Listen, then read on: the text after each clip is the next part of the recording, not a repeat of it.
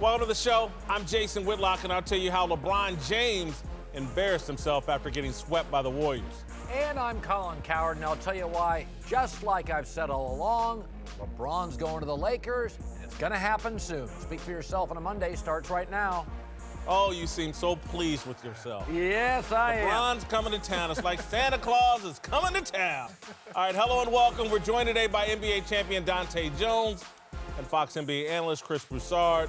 Let's start with LeBron James, who might have just gotten swept by the Warriors, but made it very clear that he has no idea where he'll play next season. Even still, basically the whole world assumes his days with the Cavaliers are over, and if that's the case, he won't leave his hometown team in very good shape. With the Cavs in the hands of Kevin Love, George Hill, Tristan Thompson, and Cleveland's favorite son, J.R. Smith, among others, Cowherd, should LeBron be concerned about leaving the Cavaliers in such a mess? No. Again, it's not his issue. They had a number one pick years ago, and they picked Anthony Bennett. Probably the number one worst pick of all time. Giannis was available that draft. You love Steven Adams. He was available. Victor Oladipo was available. If you put any of those three guys on this team, especially Giannis, LeBron's not leaving Cleveland. This is once again the Cavs unable, when given an opportunity. They handed the franchise over to LeBron, but they have wasted opportunity after opportunity. And so, I mean, not taking Giannis, that was before LeBron and came back. The decisions since LeBron came back have been mostly dictated or influenced by LeBron James. And so, yeah, I do think he has a little bit of responsibility to leave this team in better shape than just a hot mess. Chris Paul, who has really no real connection to the LA Clippers, made it a point to try to leave the Clippers in as good a shape as possible. He did. He did. That was the only way he could get out of there. Right. Houston couldn't have just signed him outright as a free agent. Chris didn't care if they would have sent garbage bags to the Clippers, all right? He wanted out. That's the only way. I'm It's his shocked. hometown team. Come on.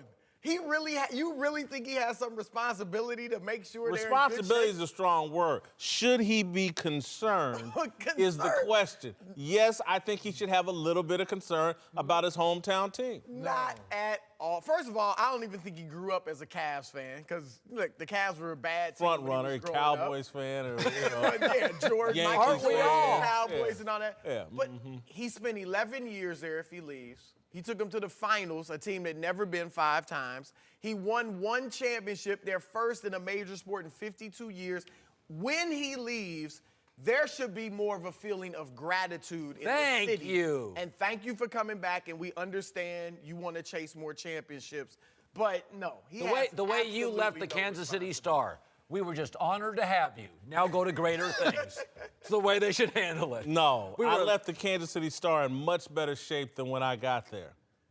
But it wasn't the same when you left. Well, no, LeBron's never That's going to 'cause I was gone. Number one, LeBron's never going to do that because obviously you're going to be bad when he leaves. But this happens to all championship teams. How good were Yes. the Celtics after Bird and McHale? And Thank you. The Lakers after Kobe. Well, no, Showtime. You know, you struggle. Do you think he's gonna be now guilty? The Lakers after Kobe. He should not be concerned, number one. Number two, they're not in as bad shape as you think they are because they have assets where they can acquire things and they can make this situation work. They can trade LeBron. They can sign and trade LeBron if they get under the cap. So Kevin Love's an asset. There's some teams that won't turn Kevin Love down. You can get him for cash. You have Jordan Clarkson that's an asset. You have Kyle Korver who's an asset because people need more shooting. So you can turn this roster into Kyle Korver? It's an asset. It's an asset for Can we some just teams. rewind? We'll No. remove Kyle Korver from that. No. He's an asset because he's at a price point Big where three. you can get shooting. Big three. And it Ice won't Cube cost you that signing. much. If you want regular season basketball, you get Kyle Korver. He didn't Okay. say he was the best asset. I said he's an asset. That's I said, right. So you can get things and you can shape your roster to make a contending team, not for a championship, but a playoff contending team.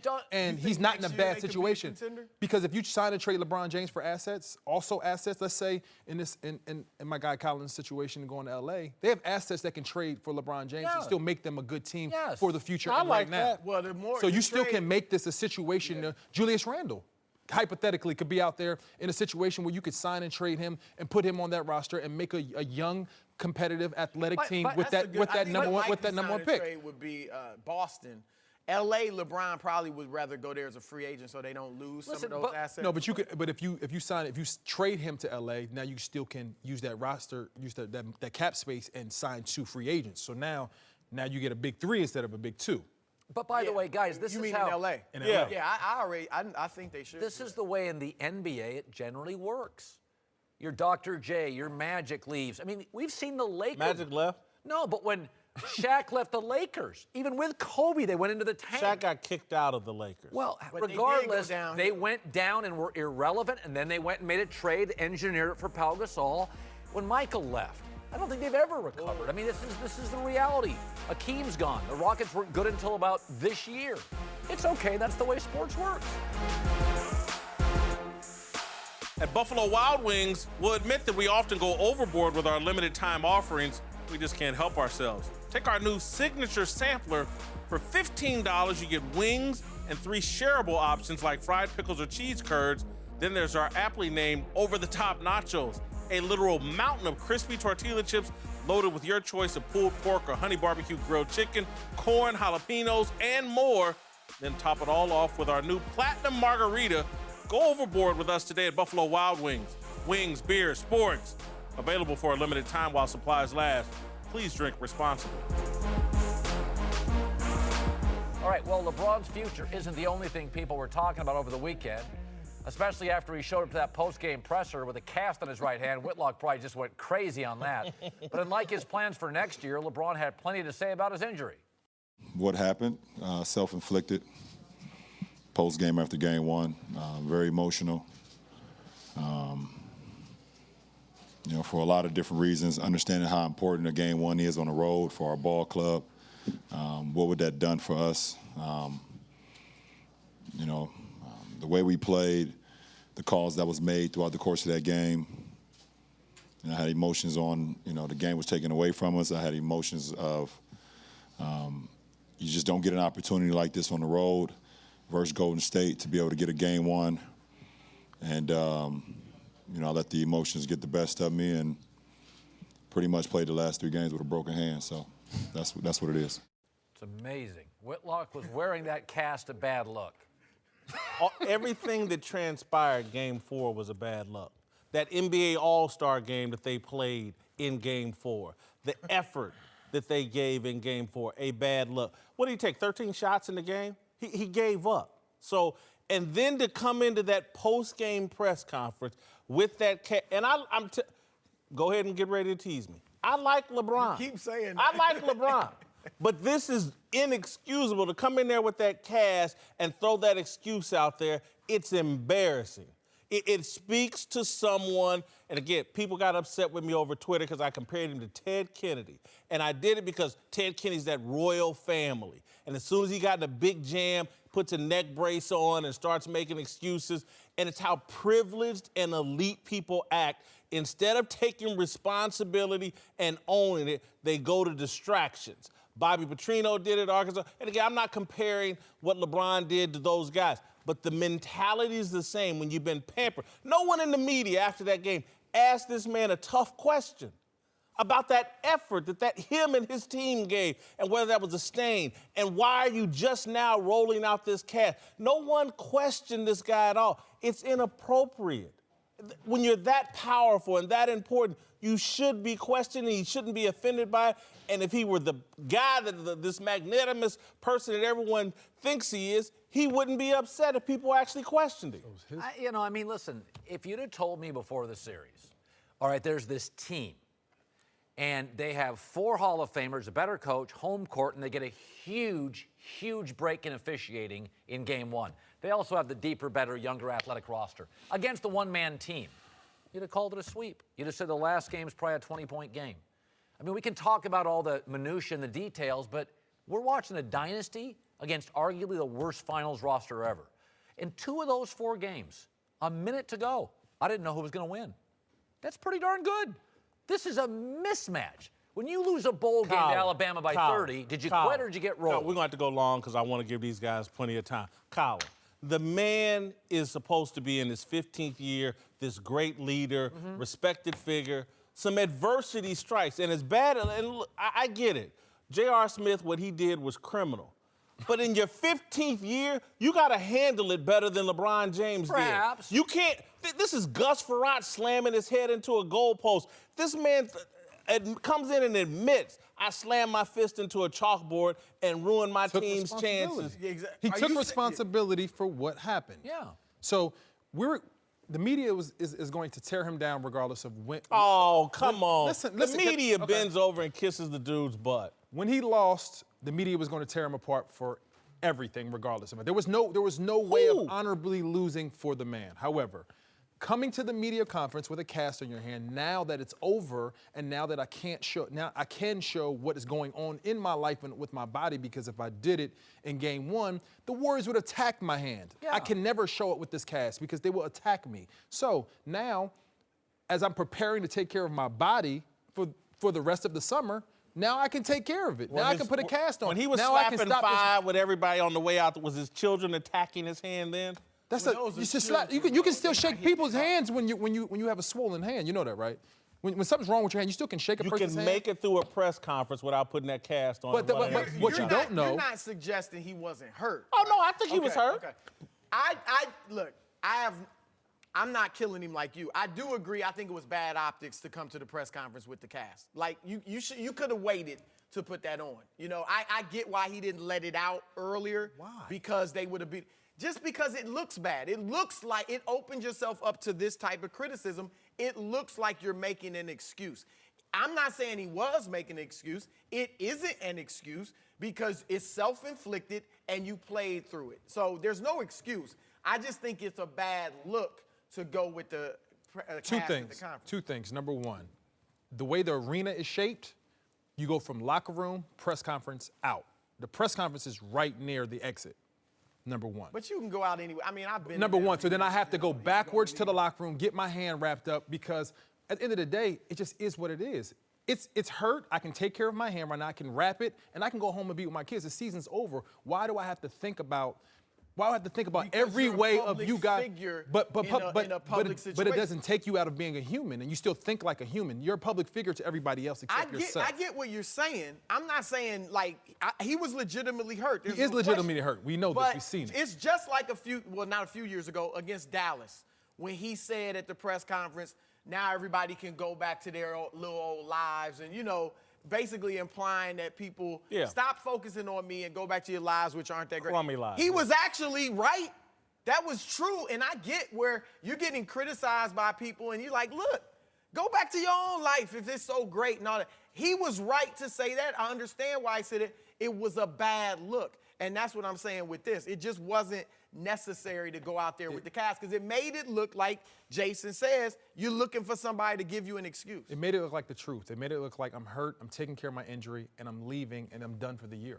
You could have done it, Dante, without the cast. You just played a game without the cast. You just slapped five with everybody walking out off the arena. The cast. If my season's over, am I thinking about the optics of my life? When you're a public figure, you have to think about the optics in virtually everything. Dante, you take the humanity out of it when you put humanity in everything. Let me ask you a real question. Does LeBron ever manipulate the media? Does LeBron ever manipulate the? I don't know that answer. I don't know that answer. I know we tell what we want to as athletes regardless. As human beings, we tell what we want. We shape opinions according to how we want. Why did the injury just happen to leak in the information was already out. The information before he got there. In the fourth game. What do you mean the information was out? It said that the information is already out there. So somebody prepped him and told him that the information is out there. No. I'm saying it leaked on that day. On Wednesday during the game or Friday, but it leaked. I was told that people had the information in the locker room, like media had it already. People knew. People knew during the game they were talking about it. Okay. And people, so his guys told him when he came back, look, everybody already knows you got to take care of yourself. So you could. Not having a cast on for 15 more minutes wouldn't have been it's not going to put your hand in danger. And again, I'm not with Jason on this. I'm just saying that's my only criticism is it was just a bad look. It's excuse making. It's look, he's not the leader and the competitor that a lot of other champions are. That's what he's a great player. Disagree. One of the 2 or 3 greatest players of all time. But as a leader and a competitor, he falls short in comparison to a lot of other guys. And if some people use that to justify in backing him up in how they rank the players. He did play all 82 games, had the most minutes in the finals. Is it possible that he was like, this series is over, I'm going home, I played the most minutes, we got our butt kicked, I'm just going to put it on, it's irrelevant. Is it possible? We got swept. It wasn't like a Game 7 where he missed the final shot. You know, my hand, they got rolled. He played 82 games. He played the most minutes in the playoffs. Like durability, he plays. He didn't play all that hard, and his team didn't play all that hard in Game 4. See, Jay, that's where I think Travesty. Michael Jordan beat up a teammate, Steve Kerr. Right. And everybody wants to say, you know, LeBron's not a great leader. I think he deserved it. Different types of leadership. Exactly. It's different type you of said leadership LeBron that only are took available. 13 shots. He didn't try hard. Eastern Conference Finals 1989, 2-2 series at Detroit against Detroit. Michael Jordan takes 8 shots. 8 shots. Kobe Bryant against Phoenix. Just stop shooting. Just to pout. I'm not going to shoot in the second half. That doesn't stick to them. Why does this stuff stick to LeBron? Why aren't they viewed as non-competitive? Because his standard is here. Michael, where's Michael's standard at? But we didn't Michael's not have held to social the same media. level. Michael We was not like worshipped. He's a different type of leader. He leads in a different capacity. He leads by example on and off the court. He should be applauded for how he leads in the community, in the locker room, and on the court. Like he doesn't get texts. He doesn't lose his mind. He never embarrasses. He doesn't lose his mind. He doesn't but embarrass he slammed himself. his hand into a chalkboard. He slammed, and we would cost have himself never playing known it unless he told you But or he the did media it. found out. But he never disrespects He threw a his tantrum teammates on the himself. sideline in front of, with the cameras rolling. That was not that's leadership. a part of competition. He never punched anybody. He never assaulted anybody. He never did anything He got the destructive best to out his of teammates. Steve Kerr. Steve Kerr hit the shot because he was scared Steve of Kerr Jordan. hit a shot. Steve Kerr's missed shot. Steve Kerr hit a shot, not because Michael knocked him out. Please, sir. Honestly, that's out of I'm control. halfway joking, but maybe if Kyle Korver was a little afraid of LeBron, he would have made more than one shot in this series. Kyle Korver's afraid of the moment. Forget LeBron. All right, welcome back. Dante Jones and Chris Broussard are back. Let's move to Kevin Durant, who just cruised to a second straight NBA title, second straight Finals MVP. Good for KD. Last couple of years, Durant, who's faced critics who say joining the Warriors was the easy way out. But KD just offered a different perspective, saying, quote, hey, I feel like it's easy to be the best player when you don't have good players around you. I feel like it's harder to stand out when you have great players around you. I pride myself on standing out wherever I am. Whitlock, has Durant taken a shot at LeBron? Tiny, yeah. I can't. I disagree with it completely. I think what Kevin Durant has done the last 2 years in comparison to what LeBron has done the last 2, there's just no comparison. If I'm a great player, blessed with the skills that Kevin Durant has, and I get to play with Steph Curry, Klay Thompson, Draymond Green, and all that space they create, as opposed to what LeBron faces on a daily basis, it's preposterous. And so Kevin wants to challenge LeBron as the greatest player playing right now. There's just no comparison. It's laughable. Am I crazy to suggest he was taking a shot at Westbrook, too? Oh, yeah, I think he was doing that for sure. Because I've seen LeBron adjust. I've seen LeBron join great players. Remember, Kyrie left LeBron. LeBron didn't leave Kyrie. So to me, what he's saying is, I don't think he's taking a shot at LeBron. I think we all know LeBron likes to play with other great players. LeBron's leaving Cleveland right now. He wouldn't if he had better players. I think he's taking a little shot again at Westbrook, which is, all right, you score 50, but you can't play with great guys. I think everybody knows LeBron plays with great players very well. When LeBron was in Miami with 2 other great players, he won 2 MVP awards, 2 championships. So that kind of shuts this down. And also, in knowing their relationship, I'm not saying they're best friends, but they have a good, respectful relationship for each other. It would be hard for me to see KD taking that type of shot at LeBron. Now, I do think there's a part of KD that was in defense mode. Because, you know, he knows people are, it's the easy way out. Of course, you're winning championships. I think this was a little defense mechanism of, hey, it's harder actually to shine with great players than with poor players. But I don't think he was taking a shot at LeBron. I'm hoping he wasn't taking a shot at LeBron because that statement was just false in general because they ultimately magnify his talent, as you said. Yeah. They give him spacing to play one-on-one, one of the top 2 one-on-one players, him and Kyrie, And if Kyrie had the spacing that he had, like, it would be the same situation. Like, you can't guard them one-on-one. You can send defenders, but when you have like the best shooting cast of all time around you, then it's going to be damaged no matter who's guarding you. You can't send anyone. You send somebody off Draymond, he passes the ball well, he makes plays. Like, you have a cast that magnifies your talent. It's not easier to hold the responsibility LeBron James hold for winning and losing, because when you lose, they blame Steph, they blame Steve. They don't ultimately go directly to you. And I think to Dante's point, we've seen this with Kobe Bryant. Kobe may have gotten frustrated with Shaq, but Kobe was really frustrated post-Shaq, pre-Gasol. Right. He still takes shots at Smush. You know, there's an old saying is, guys want to be the man, they don't want to be the only man. And it's fun. It's like when if you took a job just for money. First couple of checks, you're like, woo! After about the third check, you're like, I hate my job. So you can't go a place for money, and I don't think you can go to a place just to be the only guy. And I think it is easier in Golden State. It's a lot easier. Look, man, I compare it to any type of entertainer.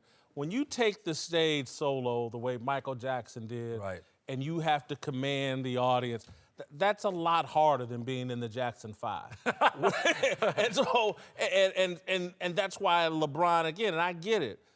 I have my criticisms of LeBron, but I get and understand his greatness. And, you know, I'll disagree with you all a little bit. I think LeBron has a bit of a problem playing with other stars. That's why they didn't win not 1, 2, 3, 4, 5, 6 titles in Miami, because LeBron is Michael Jackson. And he'll move to L.A. and maybe bring Chris Paul and Paul George with him, and he'll figure out again, he'll get restless. Like, man, I like that solo act. Because that's who LeBron is at the end of the day. And we can knock him for it, or we can understand when you got that many gifts, you kind of need a bigger solo stage. What I think is that I don't think LeBron is I got to be the man, I don't want them to shine. But I think Kevin Durant's game is better suited to playing with other stars than LeBron. LeBron lifts mediocre players to really high levels. Good ones he doesn't make worse, but, you know, Kyrie got the shine, Dwayne Wade got the shine. But Kevin Durant, because he can catch and shoot, he can move without the ball. His game, he's just a better scorer. His game is better suited to, like, he went to Golden State and for the most part just fit in. Right. LeBron, if LeBron had gone to Golden State instead of Durant, now they'd be phenomenal, but it'd be a much different style of play. They'd be playing off LeBron, and he'd be kicking it out to Steph and Clay. Imagine that. And there would be grumbling pains. But it wouldn't be like the free-flowing, smooth offense. But there would be grumbling pains just like there were initially in Miami. Dwayne Wade had to adjust. LeBron's grown up dominating the ball. Oh, no, because you could put the ball in LeBron James' hand, and who's going to leave to help? You're not going to leave off Steph. You're not going to leave off Clay. You might try with Draymond, but he can go through the second guy. He just can't go through the third guy. So you'd be sending one defender at LeBron except for his defender. It'd be layups all day long. Like, Dante, it would work. I'm not a way basketball better. player by any stretch, but the fun of basketball is having that ball in your hand. And every great player, every great player wants the ball. Not every great player wants to be catch and shoot and blah, blah. They love having that ball in their hand. I think he likes having the ball in his hands for parts of the game, but he likes giving the ball to someone that can do something with it. He doesn't have the personnel to give it up to somebody. I'm talking about Steph. Right, I think the ball KD, would still move, but you could go to somebody. They wouldn't have it as long, and there would be grumblings, just like Dwayne Wade struggled. By the way, they looked the same way with Kevin Durant at times against Houston. When he dominated the ball too much, it was like, hey, by the way, this isn't Golden State. How do we know there are not grumblings here? David West comes out after the game and goes, I know. You guys have no idea what we're going through. This is not as easy in the locker room as people think. All right, welcome back. We're joined now by Fox NFL analyst Tony Gonzalez and the founder of the Big Lead, Jason McIntyre. Let's move to Terrell Owens, who continues to take heat for announcing that he would blow off his own Hall of Fame induction ceremony this August, including some strong words from another Hall of Fame receiver, Michael Irvin. It's bigger than him. First of all, yes, people are going to take this and say, well, this is exactly what we were talking about. T.O. couldn't get along with any team that he's been on, and now he's on the ultimate team, and here he is again doing the same thing. He can't get along with his Hall of Fame teammates, you know, and people are going to say that, and listen, Hey, when you start making these kinds of decisions, that stuff carrying has merit to it. But my biggest disappointment is there are going to be other guys that come after you that people are going to have thoughts and questions about. And when you do this, I think it affects their opportunity to getting in the hall as well. All right, Cowherd, do you have an issue with how T.O. is handling this? Well, it's not unexpected. You've said on this show before, disappointment comes from expectations. This is what I would expect. I confronted him last week on my show. He's needy, he's high maintenance. He says he's passionate. I think skipping this is needy. By the way, Axl Rose skipped the Rock and Roll Hall of Fame. So did David Bowie. So did Kiss, the band. Hall of Fame. They weren't first ballot? Well, Hall of Fames are the biggest stars. Athletes, to some degree, are artists. We've seen political speeches, anger, not showing up for certain inductions by Hollywood actors and actresses and rock stars and athletes. And we just knew this what he is. So to your point, expectations. For me, I kind of figured this is what he'd do. Yeah, I kind of figured this is what he would do, but I think Michael Irvin makes a tremendous point about the potential impact on others coming in behind him and people feeling justified in holding personal grudges or the things that I've always said I didn't think he was a great fit for the Hall of Fame. Others have said his numbers justify just put him in. Now people that want to evaluate other things than numbers will use T.O. as justification. And then my other concern was just like the Hall of Fame induction ceremony is about a celebration of all the people that helped you get there. It's really not about the athlete. The athlete gets rewarded with money and fame, and he's going to have a bus there. That day actually is, generally speaking, a celebration of everyone else. And then the third thing I would add is just I'm growing concerned, and I want to be very careful moving forward with my criticism of T.O. T.O. doesn't seem happy. He attacked myself and Michael Irvin over Twitter pretty viciously. And it's not that it hurt me. It made me concerned about him. Is he in a happy, good place? You're into the Hall of Fame, and you're coming at me. And so I don't want to be in some sort of dispute that's causing T.O. more unrest and more pain or discomfort. I want to be more careful. I mean, listen, I know this is the T.O. we've always said. This is a guy who, while he was playing, had a reality show on VH1. Like, I don't think any other athletes had his own specific reality show. And Terrell Owens, you know, he's always wanted the spotlight. He's been, as you said, needy. This is a guy who is trying to upstage Randy Moss and other great guys going into the weekend, make it all about him. I would agree he's probably got some demons, and it's a little scary. And I would add, I believe this is like the beginning of something with social media. Terrell Owens has been told on social media, he's great, you're amazing, you're above the Hall of Fame. You know, we're seeing people some of these institutions being attacked, like the media, the courts. Big picture, we're going to start to see some of these social media athletes starting to think, like, man, I'm above the Hall of Fame. You know, yellow jacket, that's nice. I'm bigger than that. That's tough. Well, you know, you guys bring up a good point. I never even thought about it. Yeah, is he really in that much pain, different than what it was 15 years ago when he was playing? It was still the same stuff that was going on. I don't know if I'd be too concerned, but you never know. But the way I look at it right now, if he doesn't want to go, don't come. Don't go then. In fact, guys that are reaching out to T.O. saying you should really think about this, maybe you should reconsider. My point would be like, you know what? You're a grown man. I have little kids. I always try to talk them into doing something that I want them to do.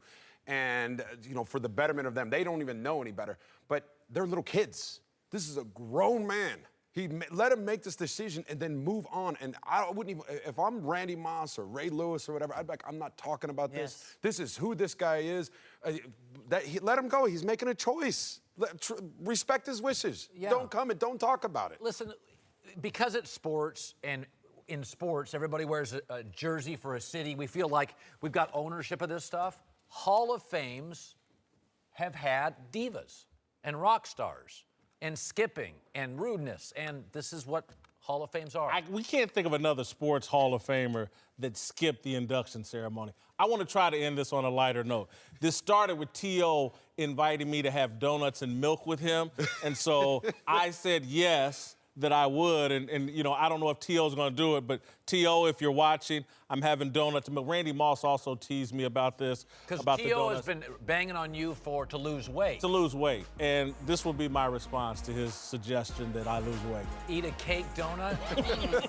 I don't think share those, Jason? Those look really good. That's not a great start. To New England, where Tom Brady and Bill Belichick were back together last week at minicamp after a tumultuous offseason. According to the Boston Globe, Belichick did his best to shut down any talk of drama.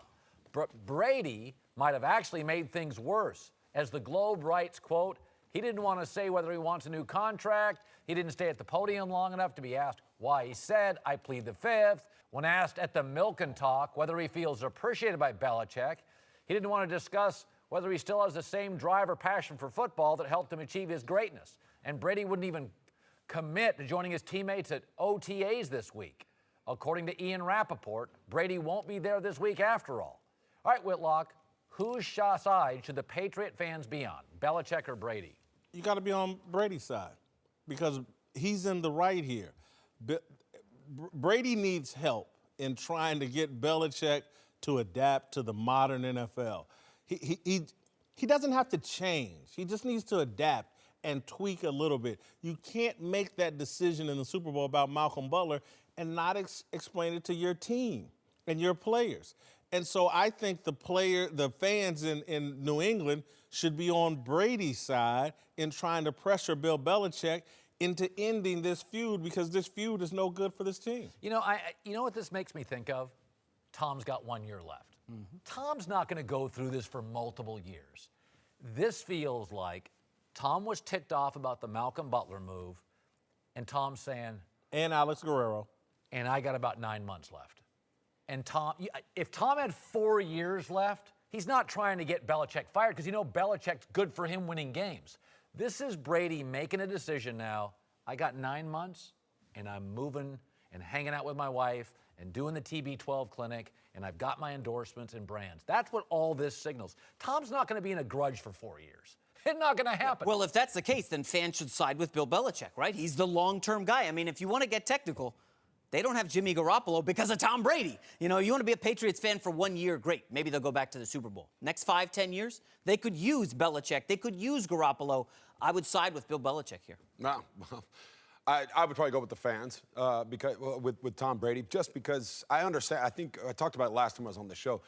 He's making, what, $14 million this year? Yeah. That's not good for a guy of his caliber. I think he's saying, I've given you the hometown discount throughout my career. Right. At this point, come on, just give me something close. I don't have to be making $35 million because that doesn't win championships. I'm a big believer in that. You can't have a guy making that much money, and Tom Brady's proved that. You need to have somebody, but I do believe in, like, respect. Give him more than $14 million. Yeah, but Tony, wait a second. Give him a little bit of a 2-year deal. The Lakers fans sided with Kobe Bryant when he demanded everything. What did that get them? Yeah. No playoffs, 20 wins in the lottery, and they've been struggling. Now they're begging LeBron and other players to come here. That was too much money. Be careful with siding with the old superstars. Cowherd, I think you have the right argument. I think you're just arguing for the wrong person.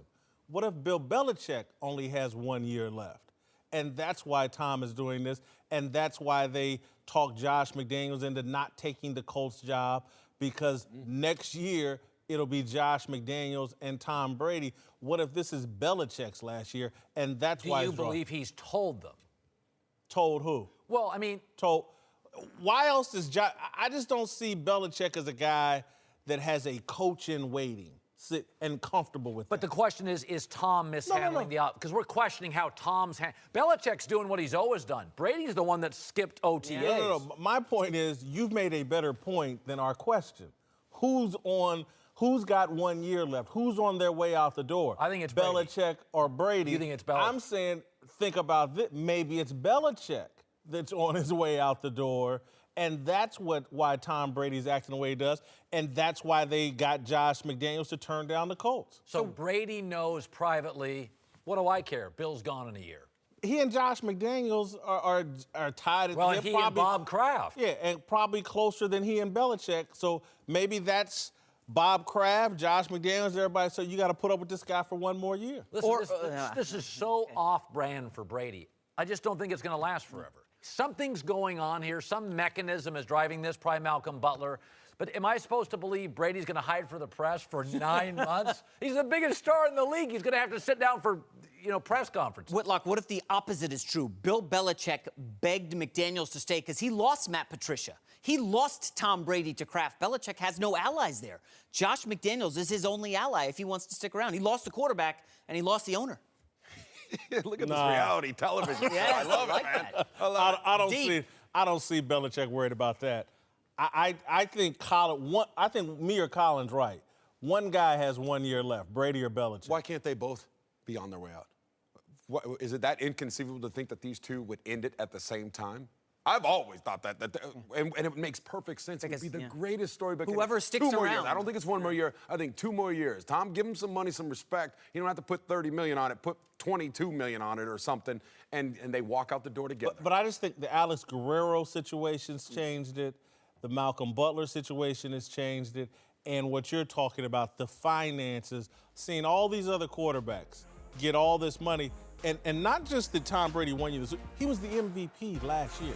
So the league decided he was the best player last year, and he's making 14, 15 million bucks. It doesn't make sense. All right, welcome back. Dante Jones is back. We're joined now by Fox Sports Radio host, NBA insider Chris Mannix. Good to have you here. Let's return to LeBron, whose future's still up in the air.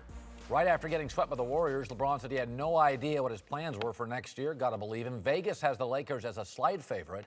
Dwayne Wade just gave our buddy here, Chris, some insight into what could drive LeBron's decision. For me, I don't think it's a basketball thing. Obviously he's shown this year he could get to the finals, no matter what the circumstances are, I don't really think for him the basketball decision of saying, oh, let me go team up with 3 All-Stars. And I think at this point in his life it's more so of a lifestyle thing of, where my family's going to be the most comfortable at, where I'm going to be the happiest at. Because basketball-wise, he's so great, he can bring along and take along whoever. All right, Whitlock, Lakers' best landing spot for the King? I'm not 100% sure because I'll go back to, again, I believe, and LeBron may not even be fully aware of this, or he may disagree with me. I believe, though, LeBron is most happy when he is the king and he has a court. I don't think he's a guy, and what I mean by court, the full court to do whatever the hell he wants. I don't think he's most happy as a basketball player when he's sharing the court with equals or people close to equals to him. And so I still believe Cleveland is the best spot because, again, I think he's a king. Dan Gilbert caters to him. Whether they get along or not, Dan Gilbert treats him like a king. And I just don't think he's going to get that in L.A. And, he may come out here and chase titles with Chris Paul, Paul George, whomever. I think he's most happy when he gets to do whatever the hell he wants to do. He didn't look happy to me.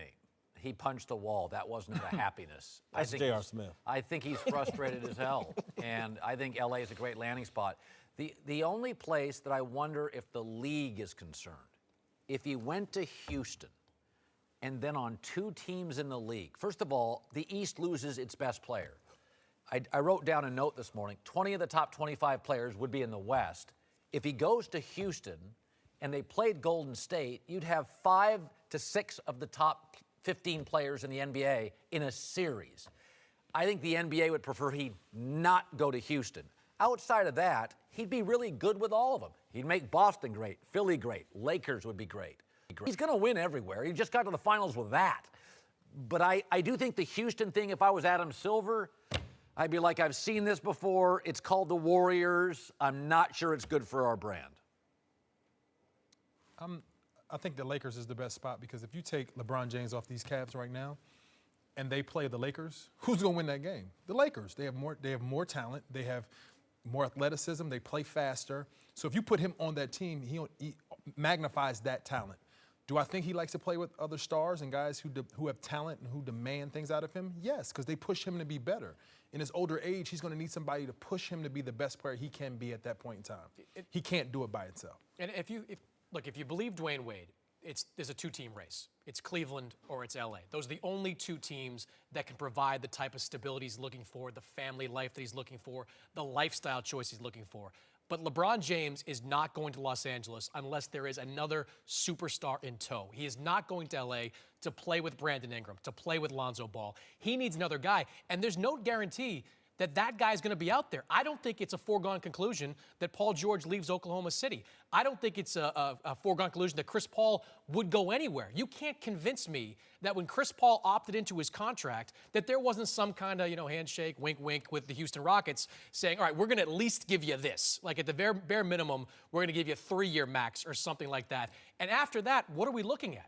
DeMarcus Cousins coming off an Achilles injury? Who is the other superstar that's available that can play with LeBron James? So I'm with you on the Lakers being a great landing spot, but you have to tell me who that other guy is too. Who's going with him? The most interesting thing you said, Paul George stays in OKC. In your mind, you believe that? I think there's a very good possibility. He's working out with Russell Westbrook here on the West Coast.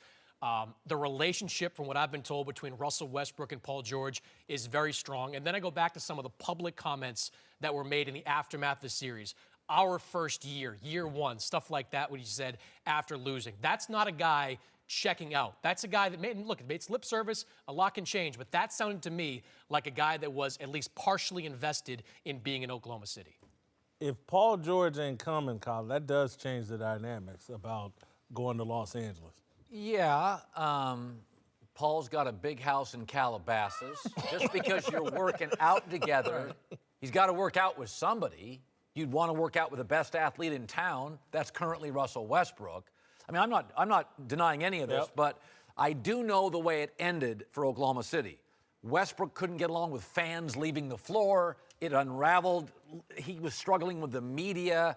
Westbrook looked just off, unhappy. If Paul George doesn't leave, we need to get Paul George in contact with your therapist because he needs some help. That would be one of the craziest decisions in the history of basketball. You just went through that with Carmelo Anthony, and you're going to sign up for that again?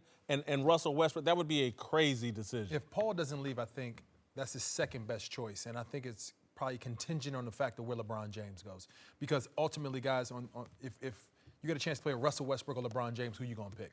LeBron James. So if LeBron doesn't want to go to L.A., then, yeah, I can say he left the door wide open to go back just in case as his number 2. That's what it's seeming like. Well, the Paul George free agency is going to be almost as interesting as LeBron because I don't know whether it's he brings teams to him or he goes to them, but they're going to be every team that we're talking about after LeBron or during LeBron's process is going to be going after Paul George. Right. Philadelphia, aggressive after Paul George. Houston, aggressive after Paul George. He is going to be courted, maybe not on the same level as LeBron, but that net level right below. All right, welcome back. Time for last call. Let's move to New England, where rumors have been flying that Bill Belichick almost traded Gronkowski this offseason until Tom Brady threatened to retire. Gronk called the whole story fake news. Cowherd, do you think the Patriots would actually trade Gronk? In a second. Not even, listen, they've traded great players. And Gronk, by the way, got about 2 years left, don't you think? All right, let me ask you a trickier question. Do you think Brady would be upset if they traded Gronkowski? Absolutely. And should be. Absolutely. Listen, again, Tom's not 29 or 33. Tom's at the end of the road. He's done carrying people. He's done carrying water for the franchise. I'll say this, if Belichick doesn't trade Gronkowski, it would be totally weird and off-brand for him. Right. He's gotten rid of everybody that reaches Gronk's stage, where not reliable health-wise, a little bit older. His best years are behind him. And expensive. Yeah, and he's got a year or two left. And so now is the time to trade Gronkowski, but is that fair to Tom Brady? I'll tell you what, a lot of smoke with New England. Most of it's been very interesting. A lot of fire. There's a lot of fire. Off tomorrow. Jets are happy.